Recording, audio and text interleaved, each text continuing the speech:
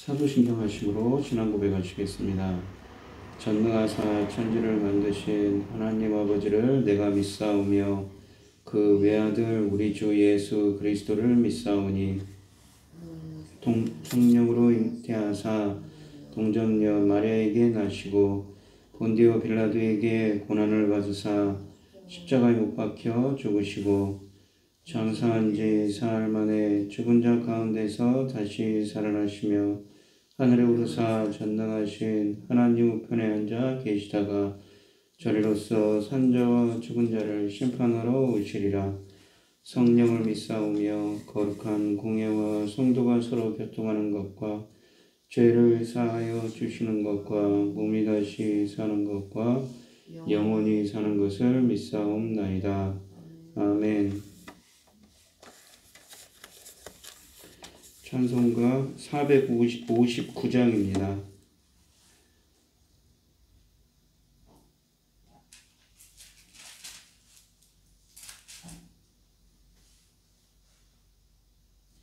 누가 주를 따라 섬기려는가? 누가 죄를 떠나 주만 따를까? 누가 주를 섬겨 남을 구할까? 누가 주의 뒤를 따라가려나? 부르심을 받아 주의 은혜로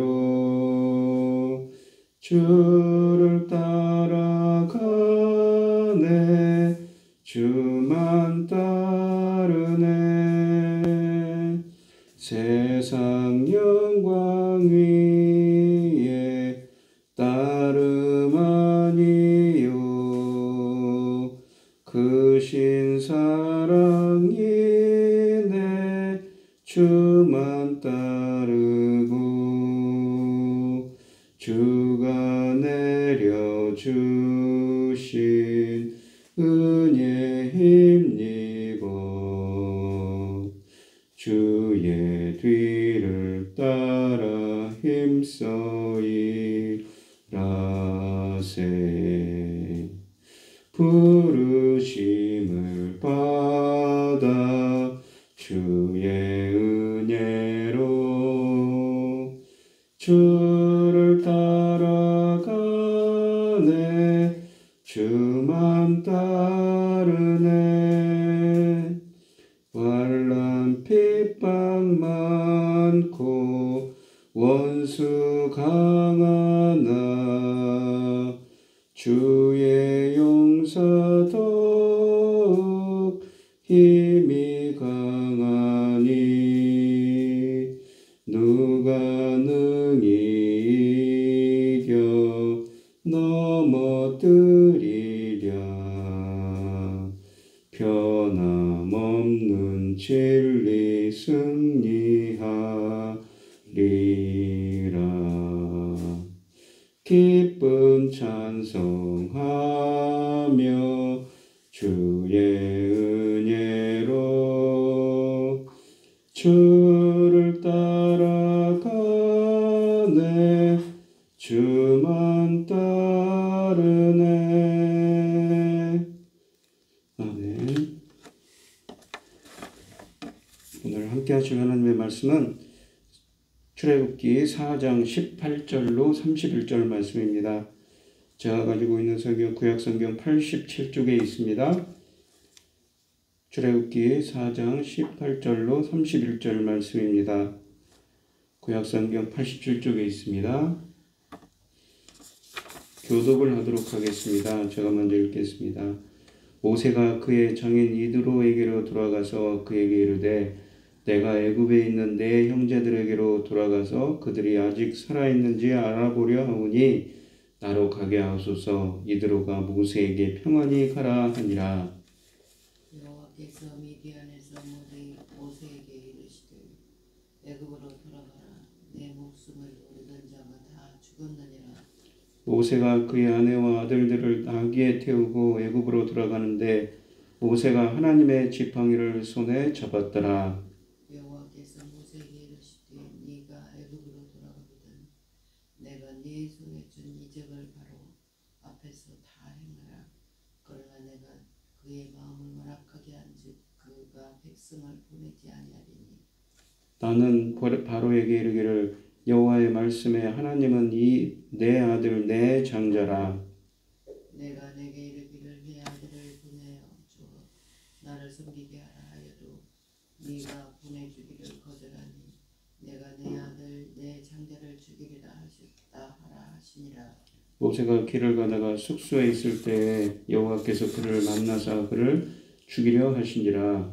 십보라 돌칼을 가져다가 그의 아들의 뼈를 베어 그의 발에 갖다 대며 이르되 당신은 참으로 내게 피 남편이로다 하니 여호와께서 그를 놓아 주시니라. 그때 십보라가 피 남편이라 함은 할례 때문이었더라.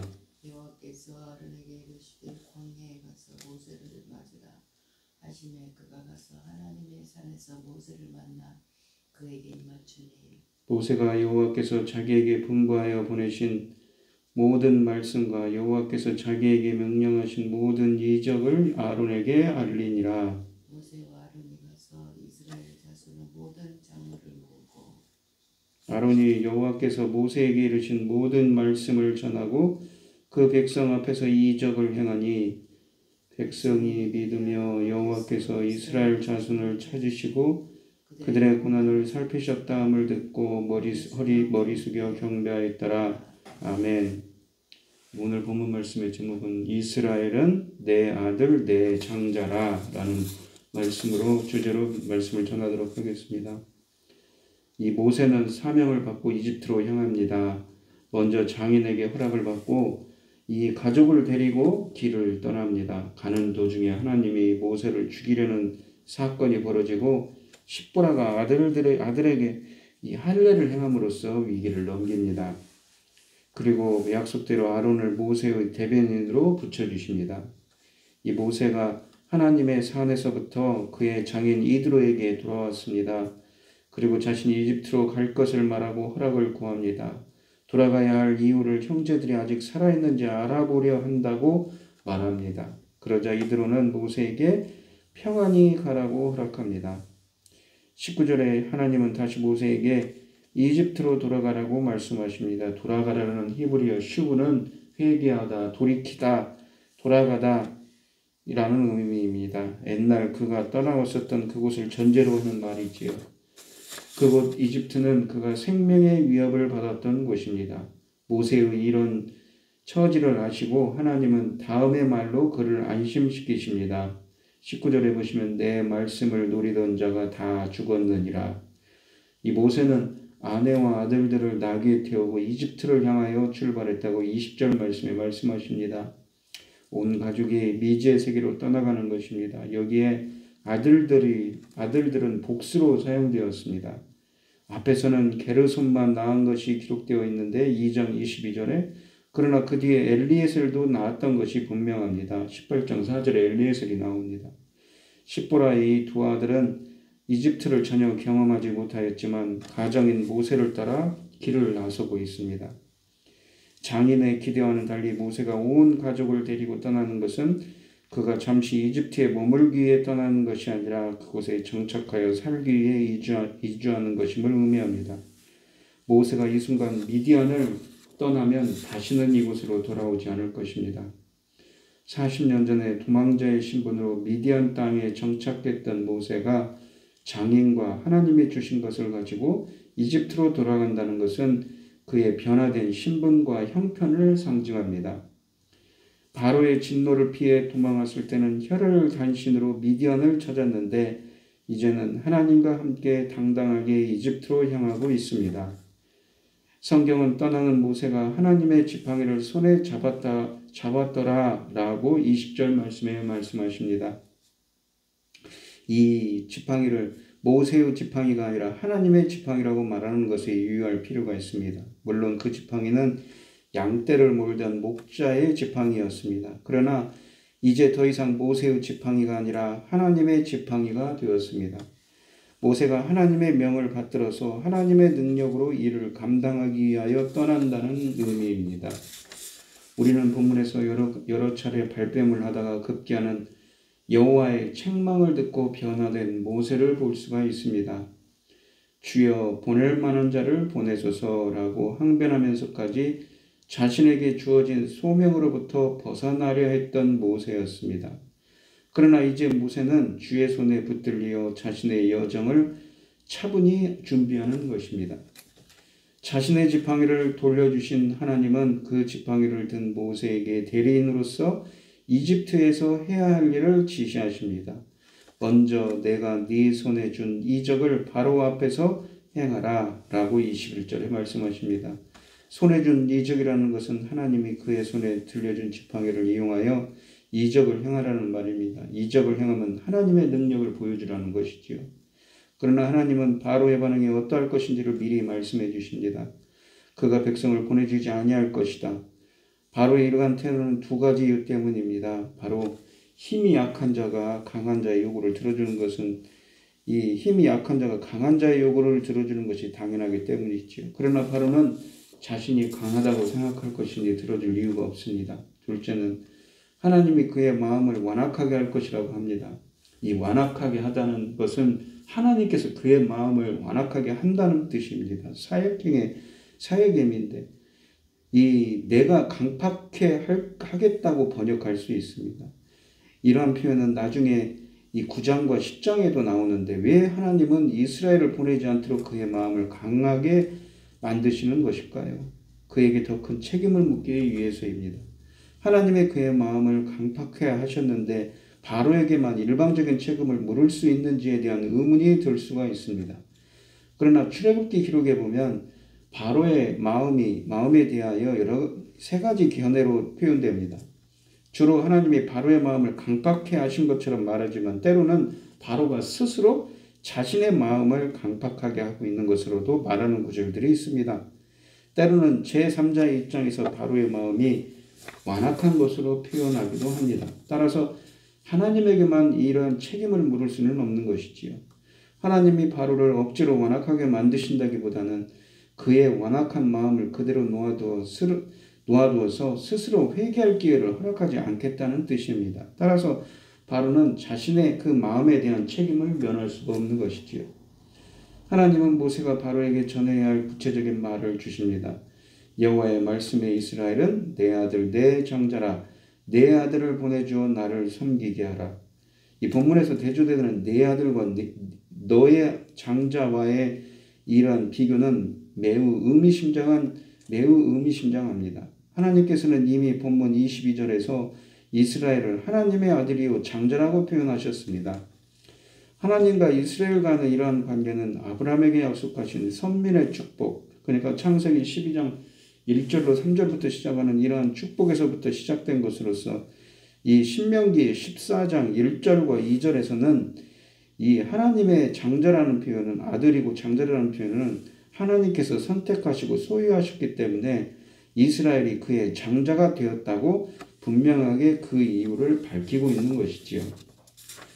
그런데 이러한 하나님의 장자 이스라엘을 바로가 억압하고 학대하였으므로 공의의 하나님께서는 바로의 장자를 취하심으로 자신의 아들을 억압한 것에 대한 보상을 취하시겠다는 것입니다. 그러나 이러한 장자의 억압과 또 다른 장자의 죽음은 모세 시대의 사건으로 그치는 것이 아니라 주님께서 다시 오실 재림의 그날까지 계속되는데 하나님의 장자인 이스라엘, 즉 약속의 축복에 참여하는 신자들이 바로 즉 마귀와 세상 그리고 불신자에 의해 억압받고 있을 때 하나님께서 마귀와 세상의 권세를 깨뜨리고 자신의 장자를 해방시키는 것인 의미입니다.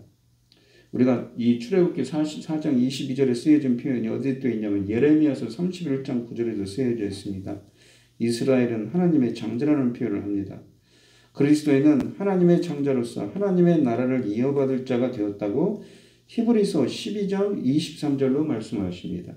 그러나 참 하나님의 장자는 하나님의 아들 예수 그리스도로서 하나님의 구원의 계획에 따라 하나님은 이 그리스도를 장자로서 세상에 보내셨다고 또한 히브리서 1장 6절에 말씀하시지요. 로마서 8장 29절에는 믿는 자를 하나님의 아들로 삼으셨다고 또한 말씀하십니다. 특히 그리스도를 부활한 자의 장자 천년을마가 되게 하셨다고 이 고린도전서 15장 20절과 23절에도 말씀하시지요. 또한 출애굽기 13장 13절에는 출애굽 시 장자를 죽이지 않고 대속하심으로 하셨다고 말씀하십니다. 이스라엘의 생명이 이집트 맏아들의 죽음에서 비롯된 것처럼 하나님의 맏아들 대신 예수 그리스도의 죽음은 우리의 새 생명이 되었습니다. 그리스도의 이 사역의 모형으로 해석할 수가 있는 것이지요. 헬라어로는 프로토토코스라는 이 처음 난이라는 의미고 히브리어로는 베코트라는 의미로 난 의미입니다. 베코트라는 말씀입니다. 우리가 성경의 골로새서 같은 말씀에 보면 먼저 나신 자다라는 뜻을 담고 있죠. 이렇듯 23절에 아들과 장자의 단어들이 다시 등장하여서 이번에는 바로의 아들, 바로의 장자를 여호와의 아들, 여호와의 장자와 대비시킵니다. 하나님이 그들의 아들, 장자를 죽이겠다고 하시는 것입니다. 바로의 제목은 무엇인가요? 그것은 하나님의 아들 장자가 여호와를 섬기도록 보내주지 않은 것입니다. 여기에 처음 도입되는 장자의 주제는 앞으로 출애굽 사건에서 주요한 역할을 하게 됩니다. 하나님이 모세에게 들려주신 말씀은 앞으로 어떠한 무서운 일들이 벌어질 것임을 미리 예고하신 것입니다. 모세는 이 일을 수행하기 위해 이집트로 향하고 있습니다. 이러한 사실은 앞으로 전개될 모세의 사역이 상당히 어려울 것임을 암시합니다. 그러나 하나님이 이 같은 사실과 바로가 마음이 강팍해져서 여러 가지 혹독한 재앙을 경험한 후에야 비로소 이스라엘 백성을 내보낼 것이라는 사실을 미리 알려주시는 것은 모든 것이 주님의 계획대로 진행될 테니 모세는 염려하지 말고 하나님의 사역을 지켜보기만 하면 된다는 격려인 것이기도 하시지요. 어려움이 닥쳐와도 놀라지 말고 하나님이 계획하신 이스라엘 구원 과정의 일부로 생각하고 낙심하지 말라는 것입니다. 우리가 사는 인생도 마찬가지지요. 우리도 어쩌면 만물의 주제이신 주님의 뜻대로 지금 이루어지는 과정인지도 모르겠습니다. 우리들도 주어진 과정을 인내로 감당하는 여러분들이 되시길 바랍니다. 모세가 길을 가는 도중 숙소에 있을 때였습니다. 이 구절은 24절부터 26절은 그동안 오랜 기간 동안 기독교 신학자들 간의 논쟁에 많은 구절이었습니다. 그런데 그곳에서 하나님은 그를 만나서 그를 죽이려 찾으셨다고 24절 하반절에 말합니다. 여기에서 여러 가지 의문점이 생깁니다. 첫째, 그를 만나셨는데 또 죽이려 찾으셨다는 표현이 가능한가입니다. 두 번째로는 여기에서 그는 누구인가입니다. 세 번째로는 만약 그가 모세 혹은 그 가족 중 하나라면 하나님께서 자신의 지팡이를 손에 쥐어 이집트로 보내신 그를 왜 죽이려 하셨는가입니다. 이 첫 번째 의문점에 대해서 만나다의 이 파가시는 대면하다입니다. 이미 하나님이 그를 마주하고 있는 모습입니다. 그런데도 그를 찾으셨다는 것은 그를 죽이려는 적극적인 행동을 취하렸다는 것으로 이해할 수 있습니다. 두 번째 의문점에서는 그가 누구인가에 대해서는 판단하기 쉽지 않습니다. 이 개역개정 성경에서는 모세가 길을 가다가 그를 만나서로 번역되었는데 그렇게 하면 뒤의 그도 모세인 것으로 쉽게 추정할 수가 있습니다. 그러나 24절 원문에는 모세가 나타나지 않으며 그냥 그가 길을 가다가로 이 그라는 표현을 썼습니다. 따라서 이 그는 세 사람, 모세, 큰아들 게르솜 아니면 둘째 아들 엘리에셀을 얘기했죠. 세 사람 중에 하나일 것입니다.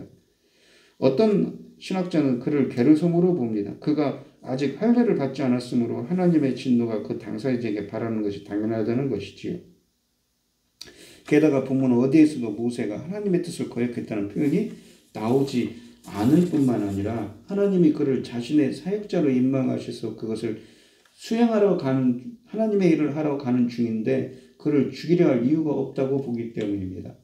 그러나 위의 이유로 그 아들을 죽이려 했다는 논리는 정당한 것으로 보이진 않습니다. 왜냐하면 할례의 책임은 아이에게 있는 것이 아니라 부모에게 있기 때문인 것이죠. 25절에 이 십보라가 아들에게 할례를 행한 후 모세를 향해 당신은 참여로 내게 피난편이로다 라고 말한 것을 보아 할례의 책임이 모세에게 있음이 확실히 드러납니다.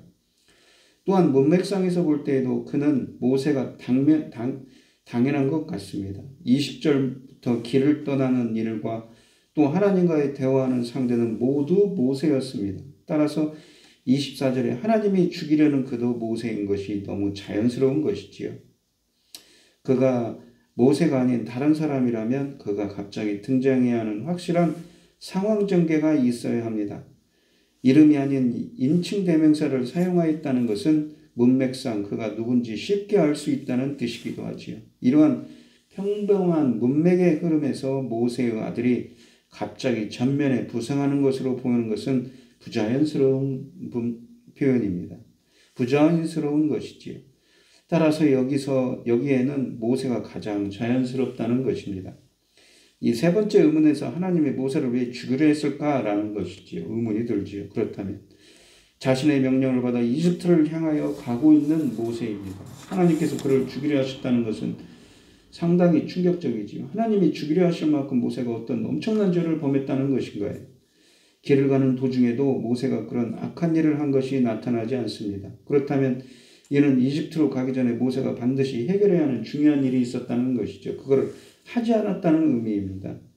그것은 바로 할례였습니다. 할례는 언약 백성의 표징입니다. 하나님의 백성이 된 증거이지요.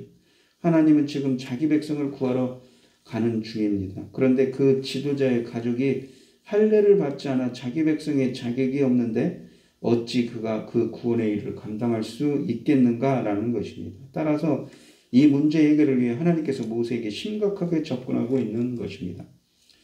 이 문제를 해결하기 위해 십보라가 나섰습니다. 십보라가 돌칼을 가져다가 그녀의 아들의 포피를 베었습니다. 왜 아들의 할례를 모세가 아닌 십보라가 행하였을까요? 이 여호수아서 5장 5절에 보시면 이집트에서 나온 백성은 다 할례를 받았었다고 기록합니다. 이집트에 머물고 있던 히브리인들은 할례의 전통을 계속 유지하고 있었던 것이 분명합니다. 그런데 이 레위인 가정에서 태어난 모세가 할례를 받지 않았거나 이집트 방식에 따른 할례를 받았다는 것은 크게 설득력이 없습니다. 만약 모세가 할례 받지 않은 것이 문제였다면 왜 십보라는 모세가 아닌 아들에게 할례를 행하였겠는가요? 물론 할례의 책임은 아버지에게 있습니다. 그런데 모세는 이를 행할 수 있는 상황이 아니었던 것 같습니다.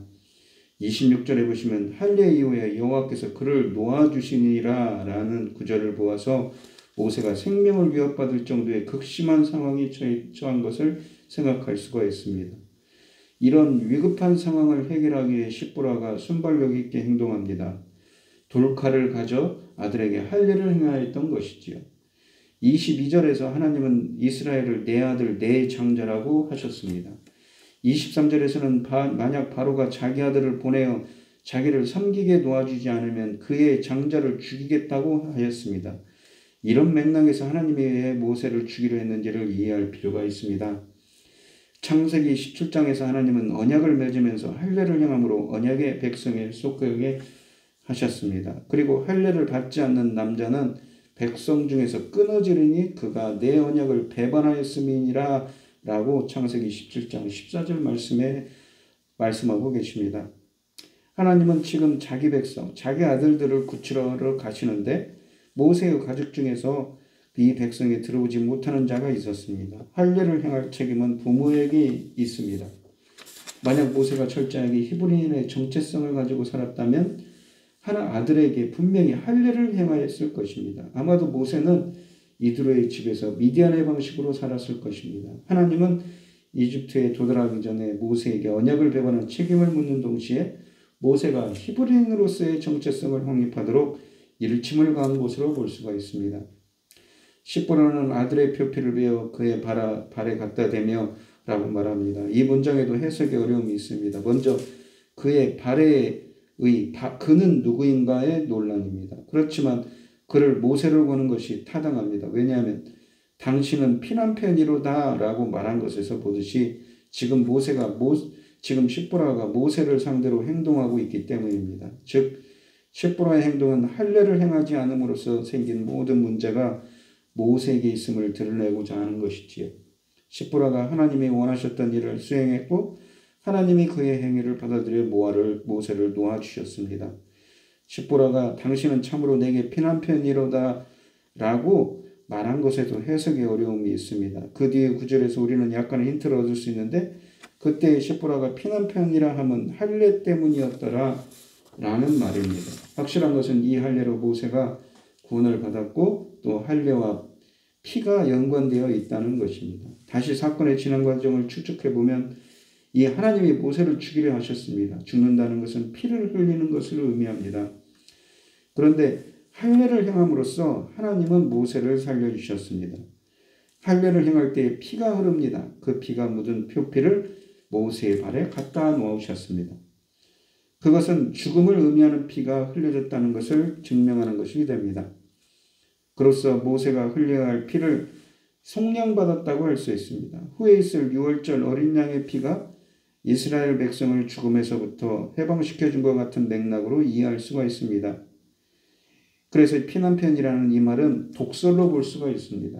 모세의 아내 시보라는 이스라엘의 전통을 지키기 위해 자기 아들의 피를 흘리게 하는 행위가 야만적으로 보여 이런 식으로 불만을 나타낸 것입니다.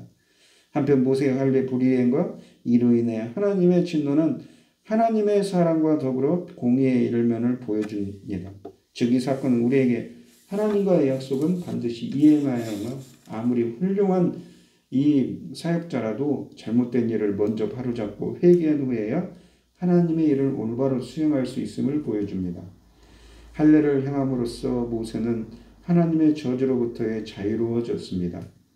이제 모세는 홀가분하게 이집트로 향할 수 있게 되었습니다.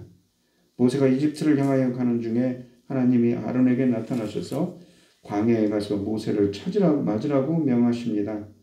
모세의 유아기 이야기에서 아론은 나타나지 않았습니다. 그러나 모세가 어머니의 젖을 먹고 자라는 동안 아론은 그 곁에 있었을 것이고 모세가 왕궁으로 들어갈 때쯤에는 형을 분명히 알고 있었을 것입니다. 일전에 모세가 이집트로 가는 것을 사양했을 때에 말 잘하는 형 아론을 그의 대변인으로 붙여줄 것을 하나님께서는 약속하셨습니다. 모세가 앞으로 일을 하는데 아론이 큰 도움이 될 것입니다. 먼저 히브리인들 과의 관계에서도 중재 역할을 잘할 것입니다. 아론은 모세가 궁전에서 도망한 사실을 알았을 것입니다. 40년 동안 소식을 알지 못하고 소식이 강간무소식이었는데 그런 40년 만에 만나는 동생을 만난다니 가슴 벅찬 일이었을 것입니다. 아론이 광야로 나가서 모세를 만나고 그에게 입을 맞추었다고 합니다. 세월이 많이 지났지만 서로를 쉽게 알아보았을 것입니다. 그런데 만나는 장소가 하나님의 산이 있지요. 바로 호렙산입니다. 호렙산은 하나님이 모세에게 나타나셨던 장소입니다. 특히 이곳을 서로 만나는 장소로 만든 것은 매우 의미가 있는 일입니다. 호렙산은 하나님의 임재의 장소이며 모세에게 출애굽을 지시하셨던 곳입니다. 그리고 무엇보다도 출애굽한 이스라엘이 하나님을 섬겨야 할 장소이기도 합니다. 바로 그곳에서 앞으로 출애굽의 주역이 될 두 사람이 만난 것입니다. 그곳은 하나님의 임재의 장소이기 때문에 하나님과 모세와 아론이 함께 만난 것이 됩니다. 모세는 아론을 만나 그곳에서 하나님이 어떻게 나타나셨고 자기에게 어떤 사명을 주셨으며 또 어떤 표적을 주셨는지를 말하였습니다. 그들은 하나님이 주신 사명을 이루기 위해 이집트를 향하여 출발합니다. 아론의 조력으로 모세는 이스라엘 자손들에게 쉽게 접근할 수 있었습니다. 그들이 가서 이스라엘 자손의 모든 장로를 모았습니다. 그리고 아론이 여호와께서 모세에게 이르신 모든 말씀을 전합니다. 아론이 모세의 대변인 역할을 벌써부터 잘하고 있습니다. 물론 백성은 도망자였던 이집트 왕자보다 외인 아론을 더 신뢰했을 것입니다. 모세와 아론은 백성 앞에서 이적을 행했다고 30절에 말씀하십니다. 지팡이를 던져 뱀이 되게 하는 이적, 또 손을 품에 넣어서 나병이 생긴 것들이었을 것입니다. 백성은 이 표적들을 보고 쉽게 믿었습니다. 그리고 여호와께서 이스라엘 자손들을 찾으셨고 그들의 고난을 살피셨단 말을 전합니다. 31절이죠. 찾다, 이 말은 파카드라고서 방문하다, 돌보다라는 의미입니다. 하나님께서 방문하셨을 때에는 무엇입니까? 이렇게 돌본다는 의미도 있지만 때로는 성경에 보시면 벌을 내리기 위해 찾는 경우에도 사용된 단어입니다. 여기서는 돌보기 위해 찾으시는 것이지요. 이 말을 들은 그들이 머리 숙여 경배합니다. 전에 모세는 이스라엘 백성이 이 모세의 말을 믿지 않을 것에 대해서 많은 걱정을 하고 있었는데 4장 1절에서 그러나 그러한 우려는 기우에 그쳤습니다. 조력자인 아론의 도움으로 백성을 쉽게 만났고 그들이 설득되었습니다. 첫 번째 관문이 무사히 통과되었습니다. 다음으로는 바로왕을 대면하는 차례가 되었습니다. 이 오늘 본문 말씀을 보시면 모세는 순종하여 가족을 데리고 애굽으로 향했습니다. 가족 전체의 생명을 걸고 하는 순종이지요. 모든 것이 불투명하지만 그래도 안도하는 것은 그의 손에 쥔 지팡이가 하나님의 지팡이이기 때문입니다. 지팡이를 꽉 쥐듯 하나님의 능력과 말씀, 동행의 약속을 우리가 꼭 쥐기만 하면 되는 여정이고 사명입니다. 주께서 저를 찾으시고 살펴주셔서 우리들도 모세처럼 주만 의지하는 사람들이 되게 해달라고, 하나님의 능력에 사로잡혀서 하나님의 일을 잘 감당하고 하나님만 의지하는 사람이 되게 해달라고 기도하는 여러분들이 되시기를 바랍니다. 또한 누가 하나님의 자녀가 될 수 있습니까? 하나님께서는 이스라엘을 모든 믿는 자들의 장자로 선택하셨다고 말씀하십니다. 그리고 애굽의 속박으로부터 해방되게 하셨습니다. 우리는 영적인 이스라엘 백성으로서 하나님께서 창세 이전에 선택하신 하나님의 자녀들입니다. 즉 우리가 전에는 사탄의 권세에 사로잡힌 사탄의 권세 아래에 있는 자들이었지만 예수님을 구주로 영접하는 사람은 누구나 하나님의 자녀가 됩니다.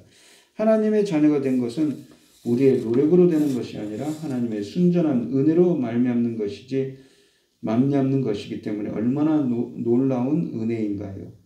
우리가 요한복음 1장 9절에 보면 참빛 각 사람이 비치는 빛이 있었나니 12절에 보시면 영접하는 자, 곧 그의 아들이 그의 자녀가 된 자들이라는 표현이 있습니다. 그런 것처럼 엄청난 은혜인 것이지요. 또한 하나님의 일을 한다고 해서 하나님이 우리와 함께 하신다고 해서 과정과 절차가 성립되는 것은 아니라는 것을 본문을 통해 알 수가 있습니다.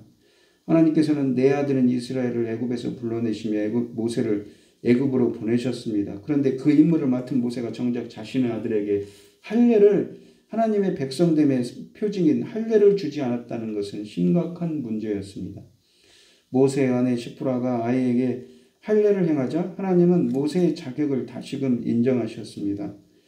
이웃에게 복음을 전하기 전에 내가 먼저 복음에 합당한 삶을 살아야 하는 것이지요. 바울은 남에게 복음을 전한 다음 자기가 버림받을까 두려워서 제 몸을 쳐 복종시킨다고 고린도전서 9장 27절에 말합니다. 우리도 이 내게 주어진 사명을 행하기 전에 먼저 나 자신을 온전히 주께 드렸는지 살펴봅시다. 하나님의 일을 하면서 정작 내 자신을 살피고 돌아보는 일에 소홀하지는 않았는지요. 오늘 이 시간 나 자신을 살피고 하나님의 능력에 사로잡혀서 하나님의 종으로 하나님의 일을 잘 감당할 수 있는 우리가 되게 되려고 간절히 기도하며 나아가시는 우리 성도님들이 되시기를 축원드리겠습니다. 기도하겠습니다. 하나님 아버지 감사합니다. 하나님의 권능에 사로잡혀서 하나님의 일을 한다고 하지만 정작 나 자신은 준비가 안 됐는지 무엇인가 소홀한 것은 없는지 오늘 이 시간 나 자신을 돌아보고 하나님의 일을 잘 감당할 수 있는 사람으로서 맡은 바 소임을 잘 할 수 있도록 주님께서 잘 준비할 수 있도록 역사하여 주시옵소서. 주님의 일에 주님의 능력에 사로잡히면 그 능력으로 하나님의 일을 잘 감당할 수 있음을 오늘 본문을 통해서 보게 됩니다. 저희들이 하나님의 일을 하면서 하나님의 일을 잘 감당할 수 있도록 주님 오늘 하루도 동행하는 하루가 되게 하여 주시옵소서. 이 모든 말씀 거룩하신 예수 그리스도의 이름으로 기도드리옵나이다. 아멘. 하늘에 계신 우리 아버지여, 이름이 거룩히 여김을 받으시오며 나라의 마옵시며 뜻이 하늘에서 이룬 것 같이 땅에서도 이루어지이다. 오늘날 우리에게 일용할 양식을 주옵시고 우리가 우리에게 죄 지은 자를 사하여 준 것 같이 우리의 죄를 사하여 주옵시고 우리를 시험에 들게 하지 마옵시고 다만 악에서 구하옵소서.